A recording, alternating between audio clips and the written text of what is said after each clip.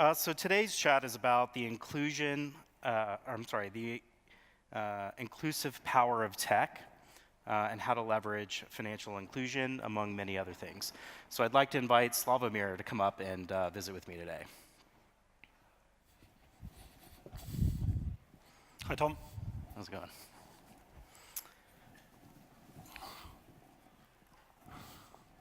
So, Sławomir, this conference is about, the power of fintech and things like that.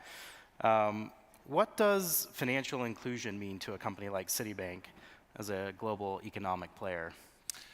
There is a huge unbanked population in the world, which we sometimes do not recognize, being in the countries where the financial services are from our childhood.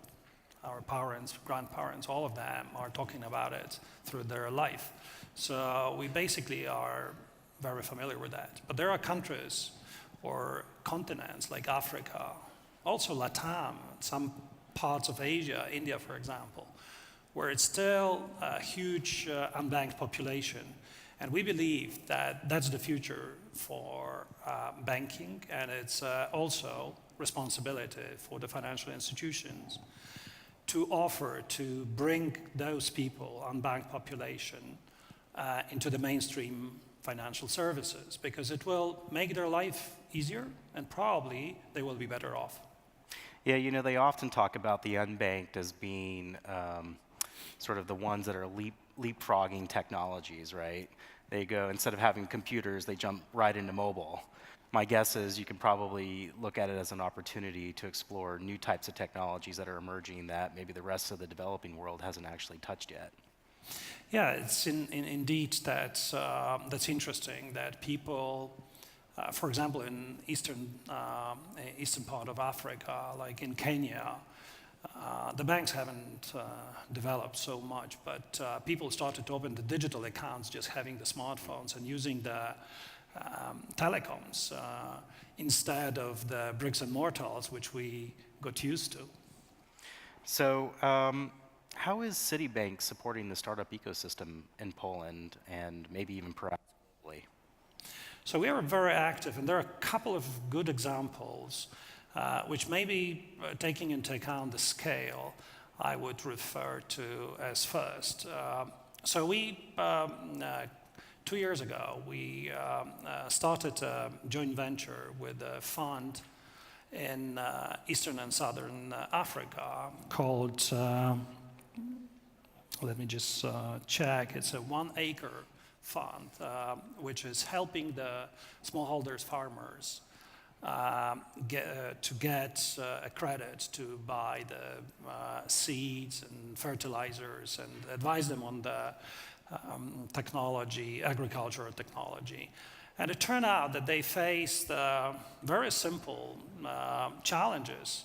They're using cash, and cash triggered some other problems like high level of fraud and long processing time. So together with this fund, we developed a solution which basically enabled the farmers to move from cash to the digital money. So we opened digital accounts, and by that, make their life easier. So, for example, as a result of 2 years' effort, the fraud cases went down by 85%, and the processing time from over 2 weeks to about 2-3 days. And making the farmers and the One Farm Fund focusing on what is the core in agriculture, which is how to make the better harvest, as well as how to market their products. Just to tell you about the financials, as we very often look at that, the farmers who enrolled to this program are about 65% more profitable than those who have not. And what are you guys doing here in Poland? I'm not from here. Actually, this is my first time here. So I'm eager to know, having spent 10 years in Silicon Valley, I know what we do, but our unbanked population is relatively small. It used to be higher, but through the transformation, it's probably about 20%. But I think what is the challenge for Poland is the low level of financial education. So if you, just this beginning of this year, I had a speech about the financial education and the need for financial education. And I mentioned it almost 100 years ago. The Ponzi scheme has been developed and is still doing well in the countries like Poland. So one of the very important areas is how we bring some financial knowledge to people so that they are much more realistic in terms of the approach to finances. So that people who launch the Ponzi schemes are not successful anymore. And we focus on young generation. So within the last 10 years, we had a program which involved almost 1.5 million students. So that's one example. It's the biggest program in Central and Eastern Europe. The other areas which we believe is important is the diversity in business. And we sponsor a program which makes the women much more successful in business, working with a local foundation. We launched a program which enabled in the last 3 years to launch the 200 startups. And I think that's very important that women get active in business and they get more successful. So those are two examples at the local market. Those are great examples. Earlier you mentioned sort of combating fraud in some of these developing countries and some of the tactics that you guys are using for that. I actually understand based on some reading that you've done some other projects in fraud prevention as well, using like machine learning, AI, ML kind of stuff. Is that like a big bet for you guys?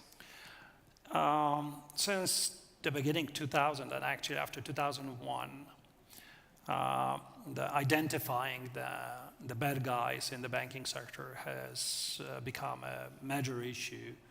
So-called know your customer or anti-money laundering is a part, probably the fastest growing part of our business. I believe that initially it was just more people doing it, analyzing, spotting the transaction, analyzing if there is any bad guy behind the transaction. Now, we introduced primarily the machine learning to help us, and especially the basic analytical part, we're able to basically eliminate the human being and do it through machines. That brings the efficiency, but also it brings the speed. And taking into account, we are talking about the sometimes large transactions, important for our clients. We want to accelerate the turnaround time for the payment. And certainly AI or machine learning is one way of achieving that. Yeah, that's interesting. You mentioned sort of KYC, when I was in Silicon Valley, I built a company called Rally, which was the largest political and nonprofit fundraising platform in the US. We moved billions and billions of dollars as basically a payment aggregator layered on top of like a global banking system, WorldPay, Envoy, and some of these other companies that we use to process and move money around the world. And I would say there are two things. One, we spent an enormous amount of time combating fraud. In fact, it was sort of like a known business line item that we just dealt with, unfortunately. But one of the big takeaways I had coming away from that business after we sold it was one of the biggest hindrances to fintech innovation, in my opinion, is this idea of KYC, right? And at Animal Ventures, Bettina and I have spent several years working around the world thinking about blockchain implementations that might allow for more authenticated identities so that you can eliminate potentially a KYC onboarding process in a financial application, either the establishment of a bank account through passportable IDs, things like that. Have you guys thought about blockchain? I know there's sort of the crypto asset thing. I definitely want your opinion on that, but would love to know your opinion on KYC, ways in which you think about blockchain from a back office automation standpoint, and then tell me what you think about this crypto asset craze. So blockchain is certainly a technology which has a lot of potential. I would say that so far this potential has not been used enough.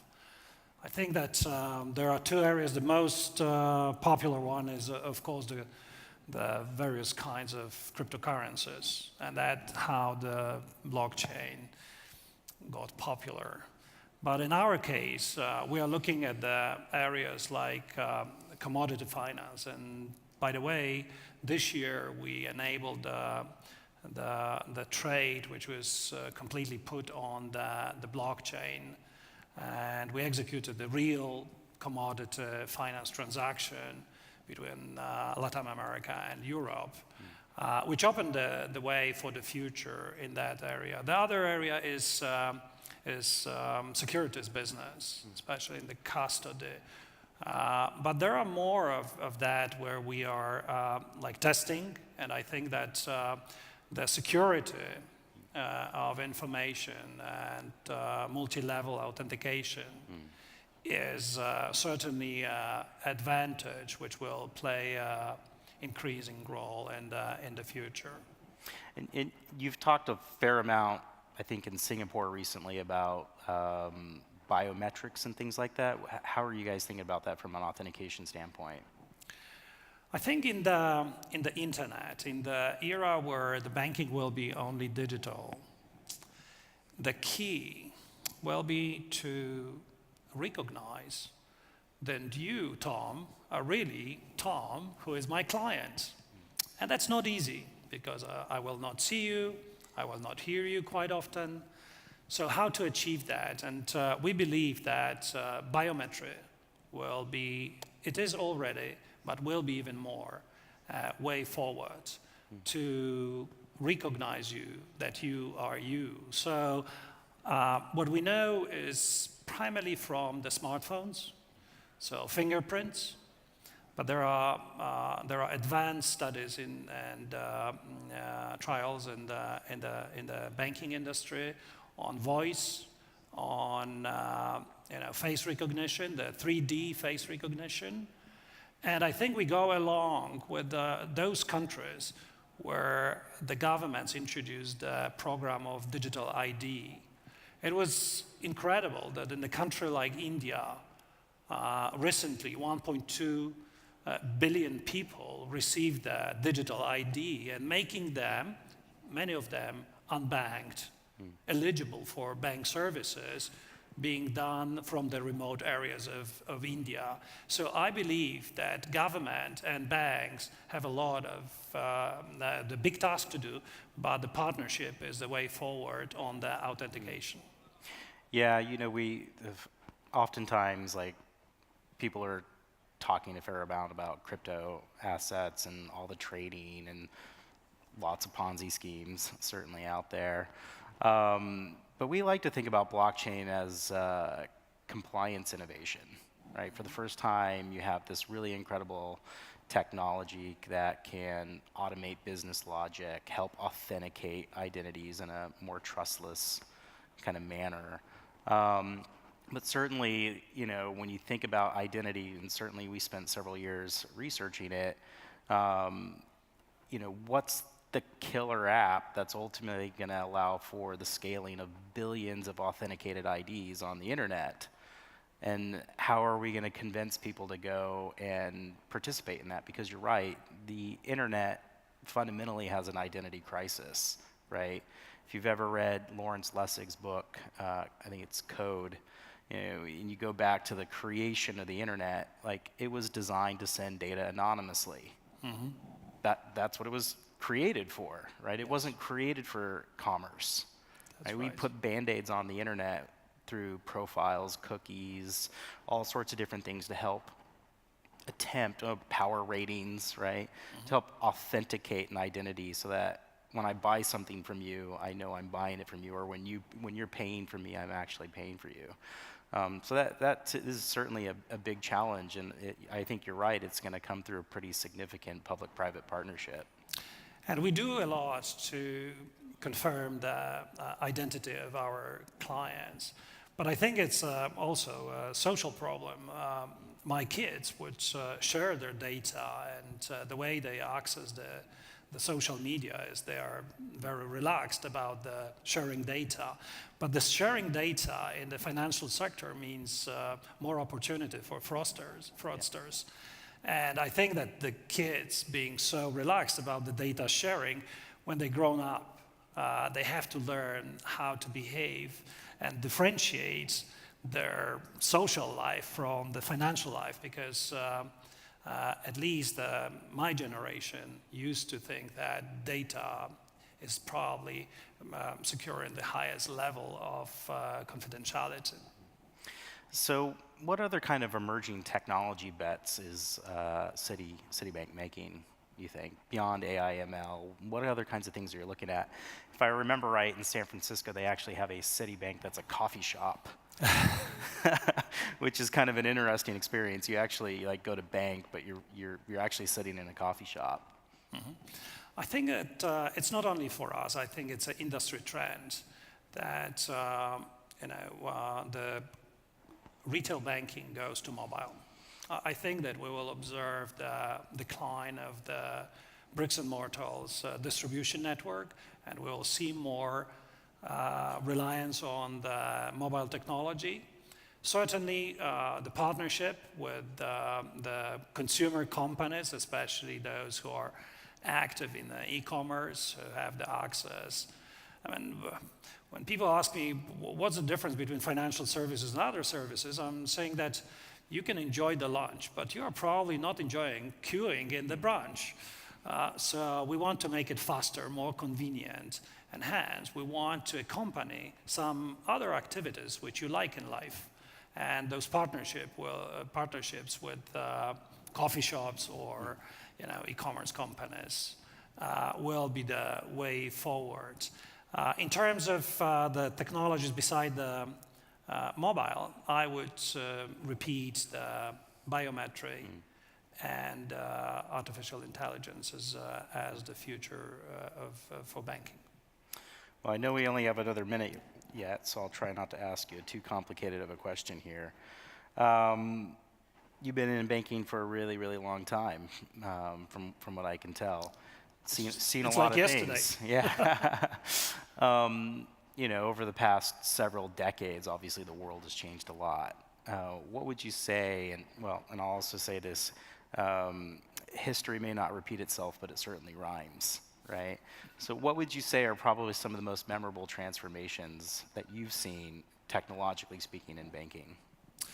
I think that the biggest revolution from my perspective was 2007, when Steve Jobs, it's yours?